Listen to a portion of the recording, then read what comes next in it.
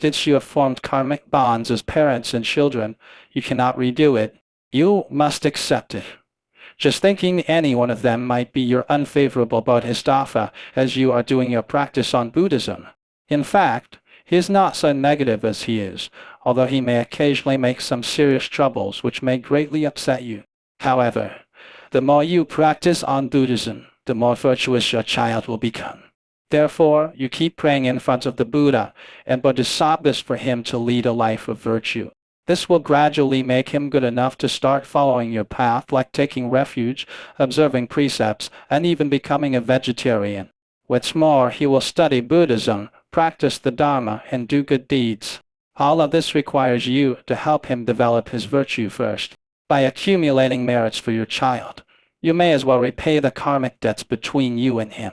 You can do something charitable in his name, and dedicate it to him so as to repay the debts you owe him.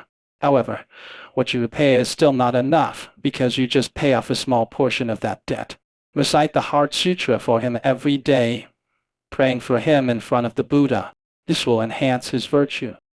At first, help him cut off the relations with bad friends and negative affinities, and he then naturally nurture his virtue. Make him meet good teachers and beneficial friends. This process needs to be gradual. Imagine your four fingers line up on the sideways, showing the different levels of success.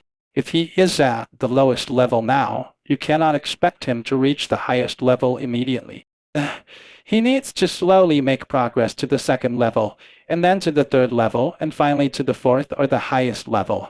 Sometimes it is difficult to achieve success. After reaching a slightly better level, they may shrink or fall back. This may result from his creating new bad karma or from your slacking off that affects him. This may happen when you stop accumulating merits for him or when you fail to resolve the karmic debts. It sounds tough to resolve your own karmic debt, doesn't it? Indeed it does. As Buddhists, we all know that it is really tough to deal with our own karma, let alone we try to deal with our sons. Certainly, there are some karmic debts between you and your son, with some karmic creditors invisible and some visible. Now that you realize that you and your son have karmic debts, more than 90% of such relations is usually due to certain karmic debt. In the period of sadhana vipraplopa, or the period of degeneracy, perhaps only 1 or 2 out of 100,000 cases are coming to repay their debts. Let's go back to the farm. In reality, your karmic creditors come to collect the debts you owe to them. However, they see that you have truly repented of and pay compensation for what you had done to them. Whenever you are listening to the Dharma teachings, they will in the meanwhile follow you to listen to these teachings as well. Over time, they may be determined to stop demanding what they deserve to claim. This way, they start practicing the Dharma teachings and wish to take refuge in Buddhism. Eventually, it is fairly possible that these karmic creditors become your protectors.